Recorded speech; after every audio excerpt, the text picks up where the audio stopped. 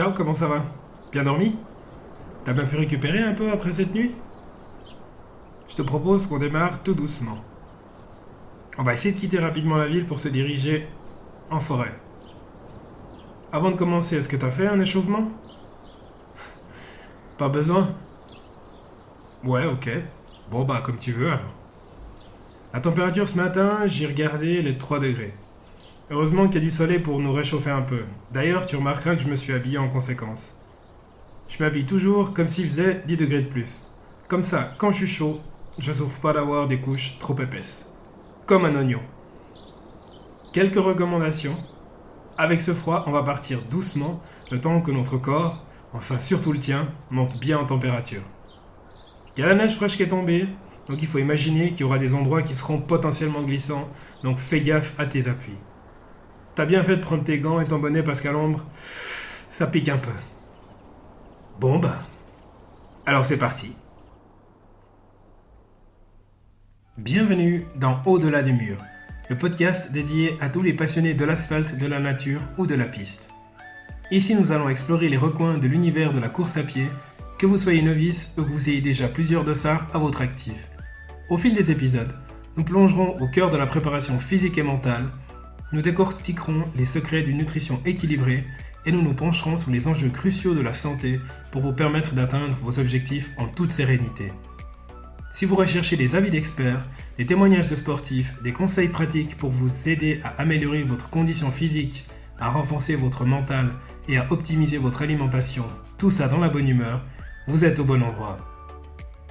Prenez une profonde inspiration, relâchez toutes les tensions, votre voyage au-delà du mur commence ici. On a eu de la chance de passer les fêtes de fin d'année sous la neige. Ça faisait longtemps qu'on n'avait pas eu un Noël blanc. Et le Nouvel An aussi d'ailleurs. C'était la cerise sur le gâteau. Je sais pas si je me serais levé si facilement ce matin s'il n'y avait pas eu ce beau soleil.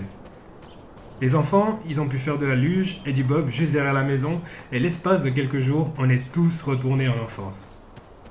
Pendant les fêtes, on a l'impression de devoir rattraper toutes les discussions qu'on n'a pas pris le temps d'avoir le reste de l'année avec notre famille.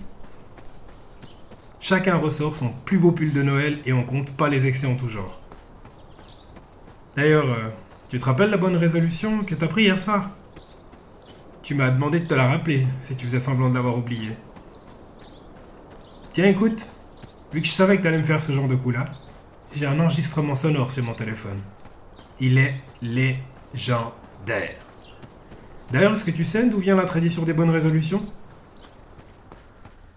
Les bonnes résolutions, elles remontent à l'Antiquité, à l'époque où les Babyloniens y célébraient le Nouvel An en faisant des promesses aux dieux pour gagner leur faveur. Les Romains, ils honoraient Janus, le dieu des portes et des commencements en faisant des vœux pour l'année à venir. Le concept, tel qu'on le connaît aujourd'hui, il a évolué au fil du temps. Au début du XVIIe siècle, la tradition des résolutions du Nouvel An, elle s'est répandue dans toute l'Europe. Les gens prenaient des engagements pour s'améliorer dans divers domaines de leur vie, que ce soit la santé, les relations ou encore le développement personnel. De nos jours, les bonnes résolutions, c'est devenu une tradition mondiale associée à la transition vers une nouvelle année. Elles incarnent l'espoir de changement et de progrès. Les gens y prennent souvent des résolutions pour perdre du poids, faire de l'exercice, arrêter de fumer, apprendre quelque chose de nouveau, ou encore consacrer plus de temps à leur famille. Malheureusement, il y a beaucoup de monde qui a du mal à les tenir. D'après les statistiques, une grande majorité des personnes abandonnent leurs résolutions dès les premiers mois de l'année. Pourquoi? En allant du manque de motivation à des objectifs irréalistes ou encore à un manque de planification. Pourtant, les bonnes résolutions, elles continuent à avoir une signification profonde. Elles symbolisent l'aspiration à l'amélioration personnelle et à la poursuite du bien-être. Même si leur succès peut être mitigé, le simple fait de prendre conscience de nos objectifs et de chercher à nous améliorer peut avoir un impact positif sur notre vie. Malgré le cynisme qui entoure parfois les bonnes résolutions, elles nous encouragent à envisager nos objectifs et nos désirs pour l'avenir, même si la route pour les atteindre, elle est souvent semée d'embûches. En fin de compte, les bonnes résolutions, elles continuent d'être un symbole d'espoir et de persévérance pour beaucoup, marquant le début d'un nouveau chapitre rempli de possibilités d'amélioration personnelle. Ouais, je sais. Certains me surnomment d'ailleurs Wikipédia. Tu vois, on arrive déjà dans la forêt. Du coup, quand tu m'as parlé de ton envie de courir ton premier marathon cette année, je pensais que t'étais pas sérieux. Et pour une fois, je me suis dit que j'allais te prendre au mot, et je suis fier de toi parce que t'es là ce matin. Même si c'est que le premier jour, le fait de t'être levé après la soirée que t'as passée montre au moins que t'assumes tes décisions. Au moins le lendemain. Et en tout cas pendant un certain temps. Ah, c'est la culpabilité. Est-ce que tu considères comme des excès que tu aurais fait pendant le mois de décembre qui t'ont servi de motivation pour te lever? Je comprends pas ces gens qui se sentent coupables d'avoir passé du bon temps pendant les fêtes. Donc ça veut dire que tu ressens le besoin de te flageller, et tout ça pourquoi? Parce que t'as passé du temps avec ta famille? Parce que t'as bien rigolé avec tes amis? Parce que t'as beaucoup mangé? Tu te sens coupable d'avoir fait tout ça? Bah ouais, dit comme ça paraît con. Eh ben, y a pas que comme ça que ça paraît con, c'est con et c'est tout. Tu te rappelles les soirs où t'es rentré si tard du travail que tes enfants étaient déjà au lit, alors que tu leur avais promis le matin que ce serait toi qui les mettrais au lit? Ou alors les fois où tu voulais les sortir avec tes amis mais que t'as refusé parce que tu devais te lever tôt le lendemain matin à cause d'une séance hyper importante? Toutes les fois où tu t'es plaint de ne pas avoir fait ceci, de ne pas avoir fait cela? Hein? Comment? Ah! Tu regrettes d'être venu courir avec moi. Sympa. Je voulais pas te vexer, mais t'as compris mon point de vue. Allez, on va attaquer une grosse montée. Je te propose de marcher. On va pas réussir à courir longtemps sans être essoufflé d'ailleurs. T'as l'air peiné, mon pauvre. Pendant qu'on marche, et étant donné que t'as que ça à faire, je vais continuer mon histoire. Aujourd'hui, la plupart des gens prennent des bonnes résolutions au début de chaque année pour améliorer leur vie d'une manière ou d'une autre. C'est devenu une occasion pour l'autoréflexion, la motivation et la recherche du changement personnel. Le passage à une nouvelle année symbolise un nouveau départ, incitant les gens à réfléchir à leurs objectifs et à leurs habitudes. L'idée d'une feuille blanche au début de l'année peut paraître très motivante pour ceux qui souhaitent corriger les erreurs du passé et repartir du bon pied. La fin de l'année, c'est souvent l'occasion de prendre du recul, d'analyser les réussites et les échecs de l'année passée et de définir des objectifs pour l'année à venir. Les médias et la publicité mettent souvent l'accent sur les résolutions du nouvel an, ce qui peut influencer le choix des gens. Les réductions pour les abonnements dans les centres de sport, c'est une excellente illustration de l'expression « travailler sur la culpabilité des gens ». Il y a des personnes comme toi qui sont motivées par le fait que de nombreuses autres personnes prennent également des résolutions en début d'année, créant un sentiment de communauté et de soutien mutuel. C'est clair que s'entraîner pour un marathon à deux, c'est plus sympa que tout seul. Même si, je te cache pas, qu'il y aura des entraînements que tu devras faire seul, parce qu'on n'aura pas le même programme. Mais promis, une fois par semaine, pendant la pause de midi, on se fait un petit blabla run. Ça y est, on est arrivé au sommet de la colline. Tu croyais que tu n'y arriverais pas? Tu ressens cette sensation d'être vivant? D'avoir vécu quelque chose de différent? Ah! Tes poumons, ils ont envie de se faire la malle? Ouais, ça arrive, ça arrive. C'est l'effet de la course à pied. Un ami m'a dit un jour que la course à pied était comme une machine à laver. Quand tu rentres après ton entraînement, tu vois les problèmes sous un autre angle. En l'occurrence, toi, on n'est pas encore arrivé. J'ai préparé quelques exercices de renforcement uniquement avec le poids du corps. Pourquoi je les fais pas moi aussi? C'est moi le coach, ok? Et oublie pas que je suis en train de te raconter une histoire. Je reprends. Est-ce que tu connais les bonnes résolutions qu'on prend le plus souvent? Dans mon top 10, il y a perdre du poids et manger plus sainement, faire plus d'exercice, économiser de l'argent, arrêter de fumer, réduire le stress, apprendre quelque chose de nouveau, améliorer les relations. Tu te rappelles du type qui culpabilisait d'avoir passé du temps en famille? Être plus organisé, réduire la consommation d'alcool. Je crois que c'est une des bonnes résolutions les plus éphémères après le nouvel an, sauf si tu fais le Dry January. Et la 10e, aider les autres. Mais pourquoi t'arrêtes l'exercice? Comment ça t'en peux plus? Ok, bon, allez, on va pas se bagarrer aujourd'hui. Allez, viens, de toute façon, c'est l'heure de rentrer. En plus, le temps, il commence à se couvrir à nouveau. Pendant la descente, je te demande de te concentrer sur les points où tu vas appuyer tes pieds et surtout, oublie pas de poser l'avant du pied en premier, ça te permettra de te rattraper plus facilement si jamais tu glisses. Et surtout, laisse bien quelques mètres entre nous. Pourquoi ? J'ai pas envie que tu me balayes en tombant. D'ailleurs, en parlant de descente, est-ce que tu connais les raisons qui font que les bonnes résolutions sont souvent un échec ? J'ai souvent des personnes qui me racontent qu'elles se sont inscrites à une course suite à un défi, qu'elles se sont lancées avec une connaissance. En général, ces défis se lancent pendant des soirées qui sont assez arrosées. Mais une fois que cette soirée arrosée est passée, la motivation initiale, elle disparaît et les deux protagonistes se retrouvent souvent face à une montagne.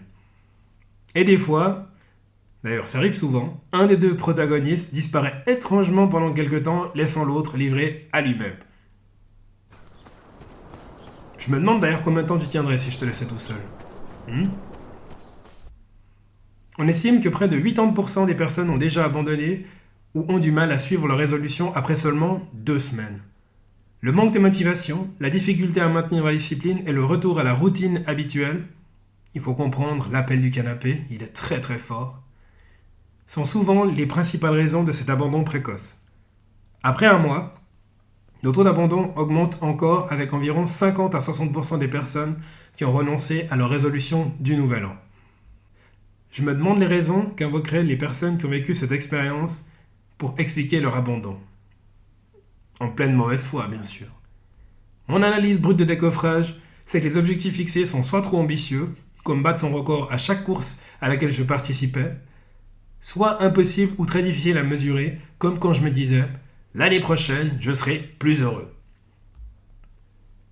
Ça me fait penser au cliché des candidates à Miss Univers dans le chef-d'œuvre du cinéma Miss Detective, Miss Congeniality en anglais, quand le présentateur du concours y pose la question du plus grand souhait à chacune des candidates et qu'elles répondaient toutes « la paix dans le monde ».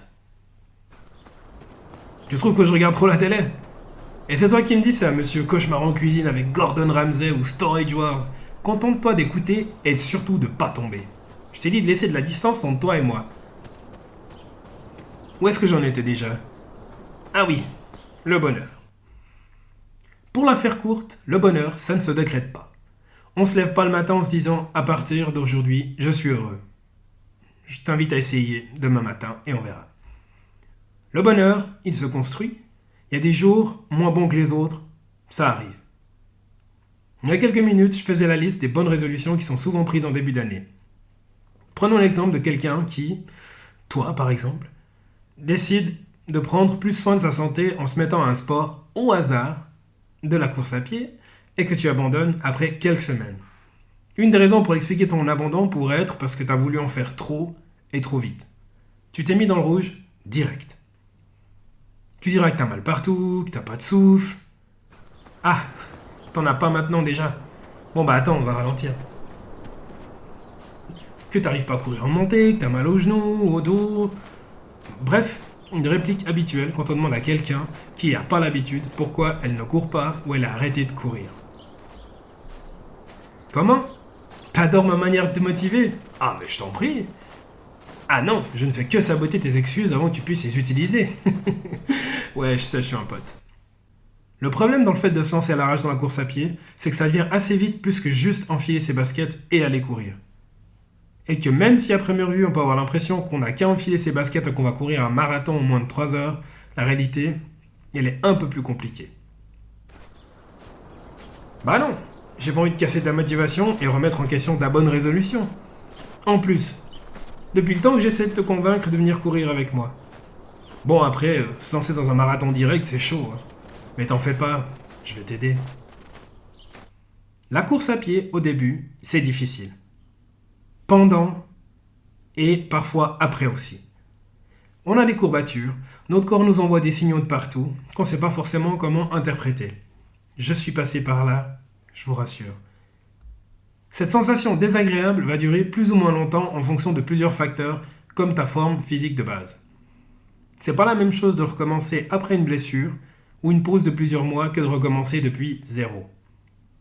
Dans ton cas, depuis que tu as Dieu merci, abandonner ta prometteuse carrière de footballeur de talus il y a 5 ans, t'as plus vraiment fait grand chose.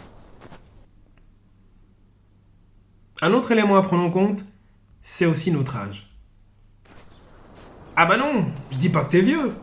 T'es né 3 jours après moi. Bah ouais, ça compte. Par contre, si 2 personnes qui nous connaissent pas devaient dire qui est le plus âgé, je sais pas si ça serait des jours qui nous sépareraient. Pourquoi on est amis? Ah bah je sais pas trop, ça doit être l'habitude. Pourquoi moi je cours? Vas-y, me lance pas sur ce sujet. Bon allez, si t'insistes. Je vais te raconter comment ma vie a changé grâce à la course à pied.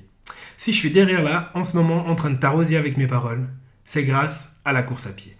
En pratiquant ce sport qui a l'air si banal au départ, j'ai le privilège aujourd'hui de recevoir chez moi des gens extraordinairement inspirants qui non seulement me permettent d'en apprendre plus sur comment m'améliorer, mais surtout de partager ces connaissances avec le plus grand nombre. Tu me croiras si tu veux, mais quand j'étais plus jeune, j'étais assez timide. La course à pied m'a aidé à avoir davantage confiance en moi pour aller vers l'autre. Et ça m'a profité aussi bien dans la vie privée que pro. J'ai commencé la course à pied à une époque où j'avais pas d'enfant et où j'étais célibataire. En termes de planning et de charge mentale, c'était pas si pire, comme diraient nos amis québécois. La phase difficile dans la course à pied, celle où on a mal partout et on va consulter chaque mois à cause d'une sensation inconnue, elle est passée, heureusement, depuis bien longtemps. Et surtout, je pouvais me taper à l'époque de belles grasses matinées et me préparer des brunchs de derrière les fagots pour assimiler mes entraînements. Commencer quand on a les enfants en bas âge et un job à plein temps, c'est une autre histoire. Une grande partie de ton énergie quand tu rentres à la maison, elle est siphonnée par ces petites bêtes. Donc imagine gérer les bobos liés au sport et la fatigue qui va avec. Étant donné que tu es dans ce cas de figure, avant d'aller dépenser 250 francs pour ta première paire de chaussures pour remplacer tes belles Converse toutes blanches, je te recommande de répondre à une seule question. Pourquoi est-ce que tu veux le faire, ce marathon?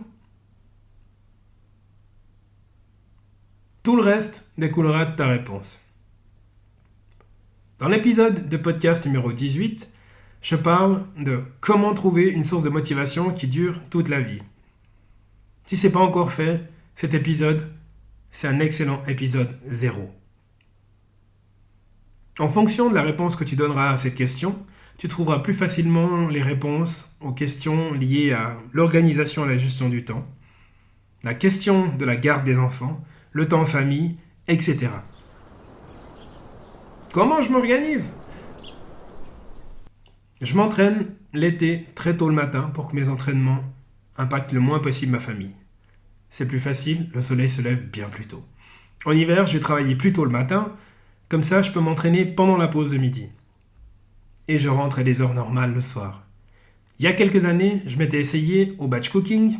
Ça, c'est un autre registre. C'est une pratique qui consiste à préparer tous les ingrédients de nos repas de la semaine à venir, le dimanche par exemple, et la veille, au soir, il n'y avait que la composition du plat à faire. Donc tu précuisais par exemple, je sais pas, 1 kilo de brocoli, 1 kilo de choux, tu faisais chauffer un peu, enfin tu préparais une petite sauce, la viande tu peux cuire la veille, etc. Enfin, il fallait concevoir ta recette dans ta tête, sur un papier, faire ta liste de commissions associée, dans la mesure du possible si tu voulais pas avoir 12 frigos, il fallait essayer de composer des menus où tu allais pouvoir réutiliser les aliments. Et ensuite, tu composais, tu cuisinais 2 heures, 3 heures, un jour dans la semaine pour préparer le gros. Et ensuite, à la fin, il n'y avait que la petite touche à apporter. Sur le papier, j'ai trouvé que c'était une super idée. Sauf dans la pratique, ça laissait très peu de flexibilité dans les menus de la semaine. Et surtout, comme je disais il y a quelques secondes, si on veut manger différemment chaque jour sans jeter la moitié des ingrédients ou avoir 12 frigos, il faut faire preuve de créativité. C'était une charge mentale que j'ai pas voulu m'infliger, du coup, j'ai lâché l'affaire assez vite.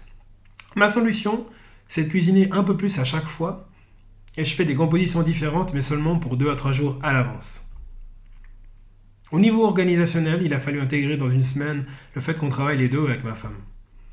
Dans notre agenda de la semaine la plus chargée, il faut intégrer le travail, le théâtre, la commune, la piscine, des enfants bien sûr, les séances en dehors des heures de travail pour la commune, les 5 jours d'entraînement, les amis et, cerise sur le gâteau, le podcast. Crois-moi si tu veux, j'arrive encore à trouver du temps pour penser à d'autres projets, comme la rubrique Coureur du dimanche que j'ai lancée le dimanche 17 décembre. Et je vous donne rendez-vous d'ailleurs dimanche dans 2 semaines pour le prochain épisode. T'as peut-être remarqué ou pas que j'ai pas fait mention de la télé. Et ben malgré le fait que j'adore Koh-Lanta, Top Chef, Cauchemar en cuisine, mais attention, la vraie version avec Gordon Ramsay, ou des Netflixeries comme Drive to Survive, je regarde quasiment plus la télé. On peut pas être partout. Si toi aussi, tu as envie de faire en sorte que ta bonne résolution soit le début d'un changement, c'est en planifiant chacune des étapes prévisibles que tu vas traverser et de définir ce que tu vas faire pour t'adapter à ces différents scénarios qui vont forcément essayer de te mettre des bâtons dans les roues. Mais je te rassure, je serai là, avec toi, jusqu'à la ligne d'arrivée de ce marathon. Timing parfait, on est de retour chez toi. Comment ça a été ? Tu crois que tu vas engager un vrai coach ? Ah, ça c'est dur ça. Je sais, je l'ai bien mérité. Je t'ai balancé quelques pics quand je voyais que tu faisais des grimaces à cause de l'effort, pour que tu penses à autre chose. Bon allez, je te laisse. On se voit demain pour ton premier entraînement de renforcement ? Génial. Allez, à demain, ciao.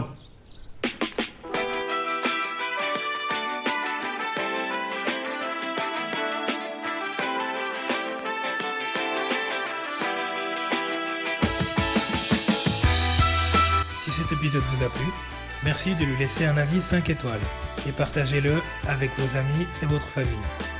Me laisser un commentaire, c'est m'offrir l'occasion de m'améliorer pour continuer à être écouté par vous. D'ici la publication du prochain épisode, vous pouvez retrouver mes aventures sur le compte Instagram podcast Au-delà du mur. Portez-vous bien, allez à très vite, ciao.